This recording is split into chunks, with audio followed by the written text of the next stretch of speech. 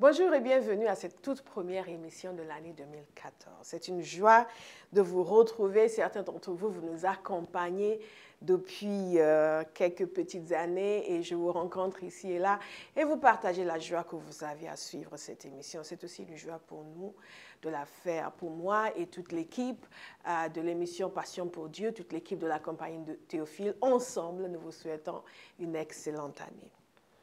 Ce que je vais partager avec vous aujourd'hui, c'est quelque chose qui pour moi est très personnel.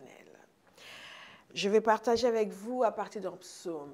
Vous savez, il y a de ces passages de la parole de Dieu qui sont comme de vieux amis, qui nous ont accompagnés.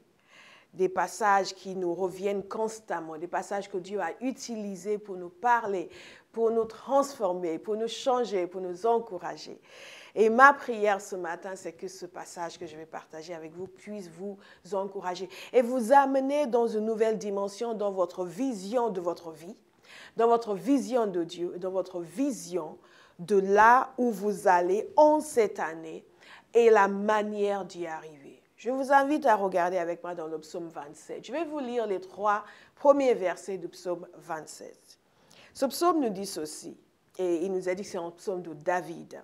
« L'Éternel est ma lumière et mon salut. De qui aurais-je crainte? L'Éternel est le soutien de ma vie. De qui aurais-je peur? Quand les méchants s'avancent contre moi pour dévorer ma chair, ce sont mes persécuteurs et mes ennemis qui chancellent et tombent. Si une armée se campait contre moi, mon cœur n'aurait aucune crainte. Si une guerre s'élevait contre moi, je serais malgré cela plein de confiance. Vous savez, nous vivons dans un monde déchu, nous vivons dans un monde où tout n'est pas magnifique et tout n'est pas merveilleux. Ce n'est pas quand vous devenez chrétien que toute votre vie va s'arranger, s'ordonner et tout sera magnifique et parfait. Dans la mesure où vous ne vivez pas qu'avec Jésus, vous vivez encore sur la terre, et avec des gens, vous allez toujours faire face à des circonstances difficiles, à des complications. Et beaucoup de chrétiens vont prier, prier, et prier, et prier, parce qu'ils veulent que Dieu enlève toutes les difficultés sur leur chemin. Mais Dieu ne va pas enlever toutes les difficultés. Il y a des difficultés que Dieu va laisser. Il va vous apprendre à vivre au milieu des difficultés, à traverser les difficultés. Et s'il y a quelque chose que j'ai envie de partager avec vous en cette saison, en cette période de l'année, c'est vraiment de vous communiquer cette hardiesse, cette foi, ce courage, cette confiance absolue en Dieu qui va vous permettre de traverser toutes les circonstances possibles et imaginables en gardant la tête haute et en continuant à célébrer Dieu, en continuant à bénir Dieu et avec la capacité de dire, comme dit le psalmiste ici, l'Éternel est ma lumière et mon salut. De qui aurais-je crainte? Ce ne sont pas les choses qui s'opposent à nous qui posent problème. Ce qui pose problème, c'est notre incapacité à y faire face. C'est notre incapacité à résister. Et en tant qu'enfants de Dieu, nous avons la force de Dieu. Nous avons la capacité de tenir tête à n'importe quelle circonstance humaine. Il y a des gens qui pensent que quand ils voient un chrétien qui est heureux, c'est parce qu'il n'a jamais eu de problème. Peut-être que ce chrétien heureux est si heureux parce qu'il connaît le goût de la victoire.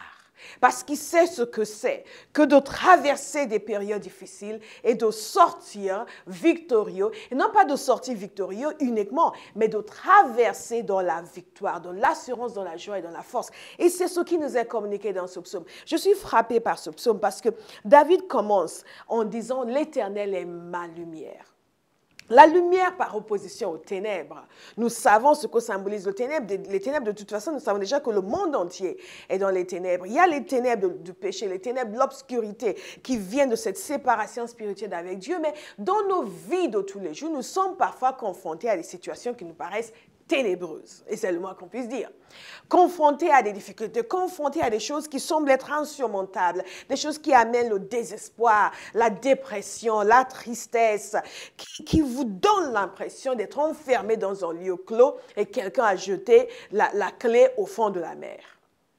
et vous débattez, vous essayez de vous en sortir et vous avez l'impression que je pousse par ici, je suis comprimé, je pousse par là, je suis comprimé. Et dans ces circonstances-là, nous avons besoin de savoir que l'Éternel est notre lumière, que cette obscurité passera, que ces ténèbres passeront, parce que la lumière de Dieu va briller dans nos circonstances. La lumière, c'est ce qui nous montre la direction à suivre. La lumière, c'est ce qui nous donne la direction. C'est ce qui nous donne l'orientation pour notre vie. La lumière, c'est ce qui éclaire notre chemin. Dieu est celui qui éclaire notre chemin, qui vient au milieu de l'incertitude, du doute, de l'angoisse, de la dépression, du désespoir et qui amène la clarté, qui amène la paix, qui amène la joie, qui amène l'assurance que Dieu est dans notre camp. Et quand Dieu est dans notre camp, rien ne peut s'opposer à nous, rien ne peut nous limiter, nous comprimer, nous compresser et nous empêcher d'avancer. Je veux que vous reteniez ceci en cette journée et en cette année, que l'Éternel est votre lumière. L'Éternel est notre lumière. L'Éternel amène la clarté. Et ce n'est pas uniquement que l'Éternel est ma lumière, ce que dit le psalmiste ici, c'est que l'Éternel est ma lumière. L'Éternel est ma lumière par opposition à l'Éternel était ma lumière ou l'Éternel sera ma lumière. Il y a des gens, leur délivrance est toujours dans un avenir lointain. Un jour, peut-être quand Jésus reviendra, je serai délivré. Non, la délivrance c'est pour aujourd'hui. Je veux que quelqu'un qui est chez lui aujourd'hui, qui est resté dans ces choses, qui se sentit enfermé depuis si longtemps, puisse dire là où il est, aujourd'hui, ma délivrance c'est pour aujourd'hui. L'Éternel est ma lumière. L'Éternel est, c'est le présent. Ce n'est pas le passé parce que nous avons vécu des choses par le passé. Ce que nous avons vécu par le passé, ce n'est pas l'expérimentation de la puissance de Dieu et ça s'est arrêté là. Ce que nous avons vécu par le passé, ce n'est pas un jour où Dieu, dans sa grandeur, a daigné jeter un regard sur nous et maintenant il a tourné son regard ailleurs, il est parti en Asie alors que je suis en Europe. Non, l'Éternel est ma lumière, c'est le présent. L'Éternel est votre lumière en cette année. Et le psalmiste est conscient de cela. Il y a une relation présente, réelle, actuelle avec Dieu. Dieu continue à illuminer mon cœur, à illuminer mon chemin, à illuminer mes circonstances. En cette année, l'Éternel est votre lumière. Ce n'est pas l'Éternel sera votre lumière en 2050 ou l'Éternel était votre lumière en 1982. Et pour ceux qui n'étaient pas nés en 1982, il était vraiment votre lumière. Et c'est dire aujourd'hui, l'Éternel est ma lumière. Et saisir la réalité présente de l'action de Dieu dans nos vies. Et ce n'est pas simplement que l'Éternel est ma lumière, l'Éternel est ma lumière, c'est que l'Éternel est ma lumière. Celui qui amène la lumière dans mon existence et dans ma vie, c'est Dieu lui-même. Ce n'est pas mon cousin qui m'aime tellement, qui parfois est gentil et passe à la maison pour me faire des petites tartes quand je suis un peu déprimée. Ou quelqu'un qui vient, on a parfois des amis comme ça, ils sont gentils, ils nous tiennent par la main. Je me souviens, il y a quelques années de cela, il y avait des amis qui me disaient, mais tu sais, quand tu passes par des moments difficiles, on ne sait pas quoi faire. Tout ce qu'on fait, c'est on s'assied, on te regarde, dit bon, on prie. Et parfois, nos amis sont comme ça, ils ne savent pas quoi faire. Ils sont totalement démunis. Ça les dépasse. Est-ce que vous avez vécu des choses comme cela ou vous connaissez des gens qui ont vécu des choses et franchement, ça vous a dépassé. Vous ne saviez même pas quoi faire. Vous pouvez juste leur tenir la main ou juste écouter. Eh bien, Dieu n'est jamais dépassé. L'Éternel est votre lumière. Celui qui n'est jamais dépassé, celui qui a réponse à toutes les circonstances, celui qui a la capacité d'action dans toutes les situations, celui qui est en mesure de changer la donne, celui qui a une capacité qu'aucune autre capacité ne peut anéantir ni détruire. Dieu n'a pas de rival. Il y a un adversaire qui s'appelle Satan, mais il n'est pas le rival de Dieu, il n'est pas son égal en puissance, il n'est pas son égal en pouvoir. Donc si le diable peut faire quelque chose, alors combien même est-ce que Dieu peut le défaire et le changer, le transformer? Ce qui était prévu pour vous anéantir, est-ce que Dieu utilise pour vous glorifier? L'Éternel est ma lumière. L'Éternel, c'est Dieu lui-même. C'est celui qui ne dort pas, qui ne sommeille pas. C'est celui qui ne connaît jamais de défaite, celui qui ne connaît jamais d'échec. C'est lui qui est votre lumière. Et l'auteur d'une chose détermine la valeur de la chose. Et quand la lumière qui est dans ma vie a comme auteur Dieu lui-même, je sais que c'est une lumière parfaite. Non seulement c'est une lumière parfaite, c'est une lumière éternelle et c'est une lumière qui accomplit ce pour lequel elle est venue. Dieu est parfait, la lumière qu'il donne est parfaite, elle ne change pas et elle est éternelle. C'est l'Éternel qui est ma lumière et c'est dans le présent qu'il est ma lumière et c'est lui qui amène l'éclairage dans l'obscurité. Rien que cela, vous devriez déjà être en train de sauter de joie et de danser, de vous réjouir que l'Éternel est votre lumière. C'est la parole que je veux vous communiquer aujourd'hui. Ensuite, il continue en disant « et mon salut ». Dans la version du Sommel, il dit « l'Éternel est ma lumière et mon sauveur ».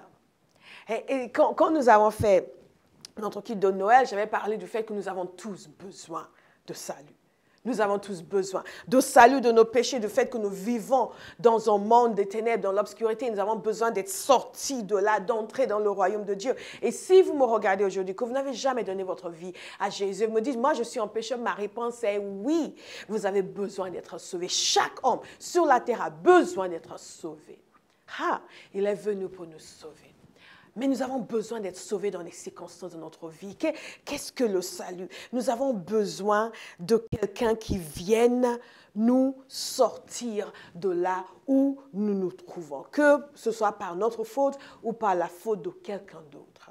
Nous avons besoin de pouvoir échapper à certaines circonstances, à certaines difficultés. C'est par la main de l'Éternel que cela vient. Nous en avons besoin. L'Éternel est mon salut. L'Éternel est mon sauveur. La délivrance, le salut, la solution, le règlement de cette situation vient de lui. Pourquoi? Parce que c'est lui seul qui a la puissance pour faire. Et non seulement il a la puissance pour faire, il a le désir de faire. Il y a des gens qui veulent bien, mais qui ne peuvent pas. Il y a des gens qui peuvent et qui ne veulent pas.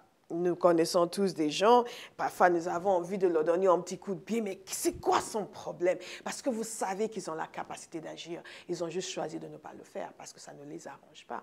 L'Éternel est ma lumière et mon salut. De qui aurais-je crainte? Vous savez, il y a comme un défi qui est lancé ici. Et j'aime cette attitude. Ce genre d'attitude qui consiste pour un enfant de Dieu à lever la tête haute, à dire « advienne ce qui adviendra ». Je compte sur Dieu et je n'ai peur de rien et je n'ai peur de personne. Je m'adresse à vous aujourd'hui. De qui avez-vous peur? David dit ici « l'Éternel est ma lumière et mon salut ». Je sais que, quelle que soit la situation où je me trouve, il va amener l'éclairage, il va amener la solution. Quelle que soit la situation où je me trouve, il va me tirer d'affaire. En réalité, ce qu'il est en train de dire ici, c'est que l'Éternel est celui qui me tire d'affaire. Et il va le faire dans toutes les situations. Alors pourquoi avoir peur? Pourquoi avoir peur de qui que ce soit? Donc, il n'y a personne qui fait le poids. Il n'y a aucune circonstance qui fait le poids. Dans la mesure où Dieu est dans mon camp, où je suis dans son camp à lui, je suis couverte, je suis protégée. Et donc, je mets tout cela sur la balance, Dieu et moi d'un côté, et les difficultés, les circonstances, l'adversité, la haine d'un tel, la décision d'un tel de me détruire, la persécution. Je mets cela de l'autre côté et ça ne pèse pas lourd. Donc, de qui aurais-je crainte? Une déclaration de confiance totale et absolue. Et ce que nous voyons ici aussi, c'est cette certitude, cette attente de la délivrance. Et c'est important de noter cela. Pourquoi? Parce que nous avons besoin d'avoir une attitude qui consiste à nous attendre à une solution. Beaucoup de personnes ne semblent pas être affligées par les situations dans lesquelles elles se trouvent. Elles sont juste résignées. Et elles vont vous dire, oui, l'Éternel est mon salut, ben, le jour où il veut, hein, bon, écoute. Mais en fait, c'est la résignation. C'est important pour vous de voir si vous êtes dans la foi ou dans la résignation. Parce que nous avons fini par conclure, nous avons attendu tellement longtemps, nous avons fini par conclure que, bon, écoute, je peux vivre avec. Ou je ne peux pas vivre avec et je me laisse déprimer et je dis, bon, je ne sais pas. Je vais vous encourager. Décidez. De qui aurais-je crainte? Non pas la résignation, mais l'attente. L'attente d'une solution. Et l'assurance d'une solution. De qui aurais-je crainte? L'Éternel est le soutien de ma vie. Dans une autre version, il dit, l'Éternel est celui qui me protège. L'Éternel est le soutien de ma vie. Et ce mot, c'est le mot qui veut dire forteresse. Il est la force de ma vie. Il est la forteresse dans laquelle je trouve refuge. Il est celui qui me couvre, qui veille sur moi, qui me soutient, qui me porte. Vous savez, Jésus a parlé de cette personne qui a bâti sur le roc et l'autre qui a bâti sur le sable. Vous savez, le roc, c'est le soutien de cette maison. Et donc, parce que le soutien est solide et ferme, toute l'adversité est venue, mais la maison a tenu ferme. Vous tiendrez ferme en cette année au nom de Jésus. Nous avons besoin de tenir ferme, d'apprendre à tenir ferme. Et quand nous prenons conscience du fait que l'Éternel est notre soutien, ce n'est pas que nous allons l'implorer pour qu'il devienne notre soutien. Ici, il est en train de parler ici d'un état de fait. Et c'est important de le saisir parce que souvent, nous ne sortons pas de là où nous sommes parce que nous sommes en train d'attendre que Dieu fasse quelque chose d'extraordinaire pour nous prouver qu'il est réellement avec nous. Quand quelqu'un devient enfant de Dieu, il est transféré des ténèbres dans le royaume de son Fils bien-aimé. C'est ce que la parole de Dieu nous dit. Et dans le royaume de son Fils bien-aimé, il y a un certain nombre de choses qui vont de soi. Et l'une de ces choses, c'est la protection de Dieu. C'est le soutien de Dieu. C'est que nous sommes entrés dans son royaume, entrés là où lui règne et domine, et ceux qui y sont bénéficient de facto de son soutien. Maintenant, il est important de le savoir et de vivre une vie qui est agréable au Seigneur.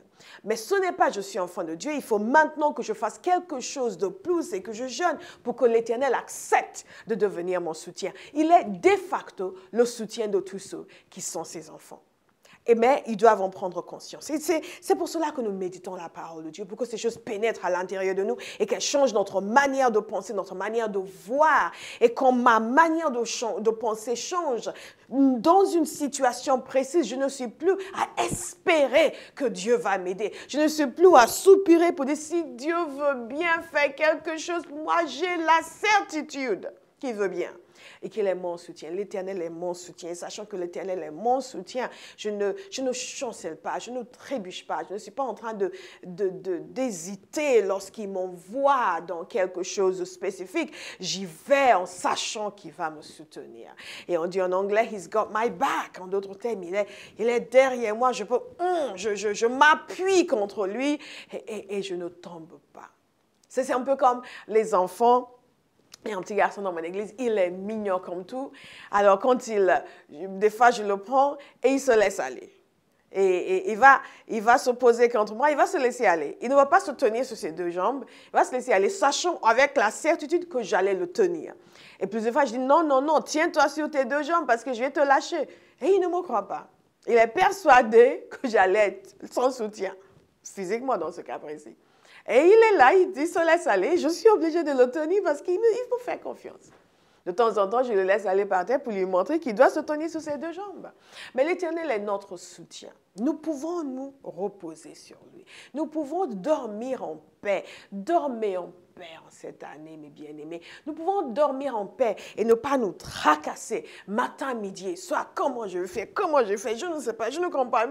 Et chercher toutes sortes de moyens illicites pour parvenir à nos fins. Parce qu'on aime Jésus, mais on a tellement besoin d'aide. L'Éternel est votre aide. L'Éternel est votre soutien. De qui aurais-je peur? Notre thème est franchement, c'est une façon de dire, mais quand même. Non, Dieu est avec moi. Il illumine mon chemin. Il me sort des circonstances difficiles. Il me tire d'affaire. Il me protège. Il me soutient. Alors, je ne peux pas avoir peur. Je ne peux franchement pas avoir peur de qui que ce soit et de quoi que ce soit. Parce que rien ne peut se mesurer contre lui. Est-ce que vous prenez conscience aujourd'hui que l'Éternel est dans votre camp? Mais il va encore plus loin parce qu'il dit ceci. Au verset 2, « Quand les méchants s'avancent contre moi pour dévorer ma chair, ce sont mes persécuteurs et mes ennemis qui chancellent et tombent. » Alors là, c'est extraordinaire. Et nous voyons ici, j'ai beaucoup parlé de difficultés. Pasteur, est-ce que vous souhaitez qu'on ait des difficultés? Je ne souhaite pas que vous en ayez, mais vous en aurez. Ça va de soi. Et ici, il nous montre qu'il n'est pas en train de dire que l'Éternel est son soutien parce qu'il ne sait pas ce que c'est que d'avoir des problèmes. Il dit, quand les méchants s'avancent contre moi pour dévorer ma chair, ça, ce sont des gens qui ont vraiment une intention malveillante. Parce que ce n'est pas, ils s'avancent contre moi pour me menacer légèrement, mais pour dévorer ma chair. Il dit, quand les méchants s'avancent contre moi, nous savons tous ce que c'est les méchants. Nous avons tous rencontré des gens méchants. Et il y a des méchants qui sont méchants sur la terre. Et là, ici, c'est une atteinte à sa vie, des personnes qui viennent dévorer ma chair, c'est me tuer, m'anéantir, me détruire. Ils n'ont pas l'intention d'être gentils. Et il dit, qu'est-ce qui se passe? Ce sont mes persécuteurs et mes ennemis qui chancellent et tombent. C'est une démonstration, un exemple, une illustration de ce qui a précédé. Cette déclaration de la protection de Dieu, de la présence de Dieu, de l'illumination que Dieu amène, de l'orientation que Dieu donne, de la force que Dieu donne, celui qui me protège. Et là, il donne une illustration, il nous dit ceci, quand les méchants s'avancent contre moi pour dévorer ma chair. En d'autres termes, dans la situation la plus désespérée où je peux me trouver, dans la situation la plus triste, la plus terrifiante où je pourrais me trouver, Dieu non seulement agit, mais Dieu confond mes adversaires. C'est merveilleux parce que, voyez-vous, s'il avait dit, oui, Dieu va me tirer d'affaire, on aurait dit, waouh, alléluia, gloire à Dieu. Mais non seulement Dieu me tire d'affaire, mais ce sont ceux qui s'attaquent à moi, qui par la suite, vous pardonnez l'expression, on bave. Et quand on est enfant de Dieu, on doit avoir cette perspective de l'Éternel qui rend justice.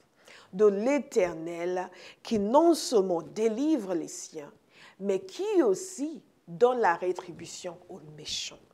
Ce sont eux qui chancellent et qui tombent. C'est quand même puissant.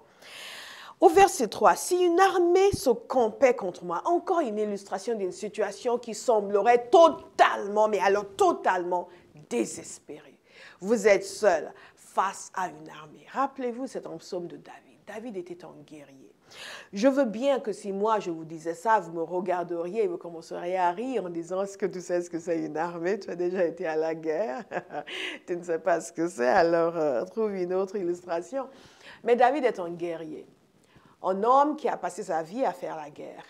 Il était tellement guerrier que Dieu ne lui a pas permis de lui construire un temple, en dépit du fait qu'il avait un grand amour pour David parce qu'il avait trop de sang sur la main.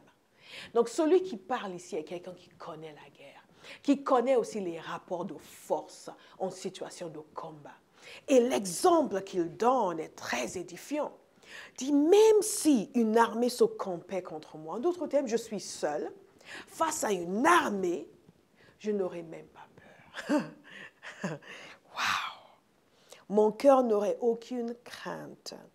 Si une guerre s'élevait contre moi, je serais malgré cela plein de confiance. La crainte est quelque chose qui attaque souvent les enfants de Dieu et parfois nous mourons de crainte plus que de la difficulté des circonstances. N'ayez pas crainte cette année. N'ayez pas crainte, faites confiance au Seigneur. David explique que dans les situations les plus désespérées, un guerrier qui sait ce que c'est que de faire la guerre, dit, je suis seul face à une armée, je n'aurai même pas peur. Pourquoi? Parce que je suis consciente du fait qu'en réalité, je ne suis pas seul. Je suis consciente du fait qu'en réalité, l'Éternel est à mes côtés. C'est extraordinaire. Est-ce que vous êtes conscient de cela? Est-ce que vous voulez bien méditer ce psaume avec moi jusqu'à ce que cette conscience vous envahisse totalement de la présence de Dieu qui anéantit toute peur et toute crainte? Et il dit, si une guerre s'élevait contre moi, je serais malgré cela plein de confiance. Ce n'est pas un illuminé qui parle, ce n'est pas un poète qui veut juste faire joli et trouver des métaphores et des similitudes, qui veut trouver des expressions imagées pour communiquer une idée, comme parfois les poètes savent le faire. David était certes poète, mais il était avant tout guerrier. Et il savait ce que c'est que fait d'être seul face à une armée. Et là, il disait, je n'aurais pas peur. En pensant à cela, j'ai pensé à une situation qui s'est produite dans la parole de Dieu. Une illustration du fait que Dieu fait réellement ce genre de choses. Il protège dans les situations les plus désespérées.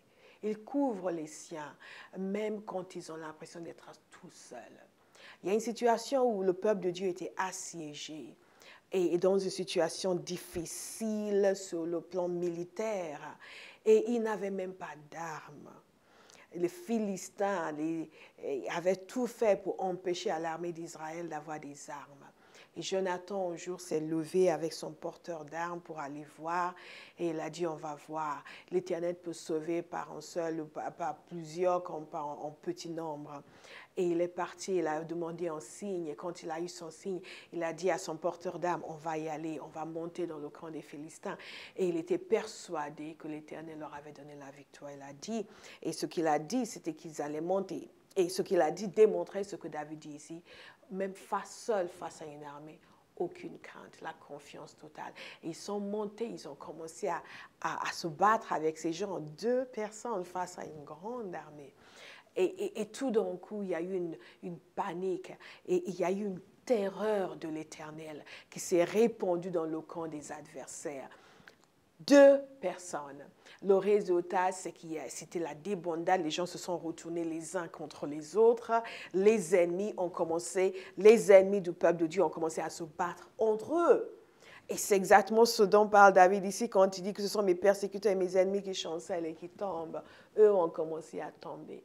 Ils ont été ensuite poursuivis quand l'armée d'Israël a appris qu'il y avait la débandade dans le camp des Philistins. Ils les ont poursuivis. C'était une grande victoire pour le peuple de Dieu.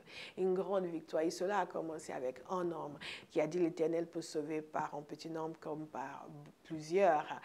Un seul homme qui a cru que Dieu pouvait agir en sa faveur. Dieu pouvait les délivrer de la situation dans laquelle ils se trouvaient. Je vous encourage cette année à ne pas fuir la difficulté. Nous vivons dans un monde où nous allons toujours y faire face. Je vous encourage cette année à tenir ferme en sachant que l'Éternel est votre soutien, l'Éternel est votre lumière, l'Éternel est votre force, l'Éternel est votre protection, l'Éternel est votre sauveur, l'Éternel est votre salut. Et vous n'avez pas à avoir peur de qui que ce soit. Lorsque les hommes menacent, l'Éternel encourage. Lorsque les hommes menacent, l'Éternel terrifie nos adversaires. Que Dieu vous bénisse et à la semaine prochaine, nous allons continuer sur le psaume 27. Shalom. Bonjour, je m'appelle Béatrice, je suis conductrice de louange à la compagnie Théophile et également partenaire. Alors qu'est-ce qu'un partenaire? Un partenaire, c'est quelqu'un qui désire réellement s'impliquer dans un ministère.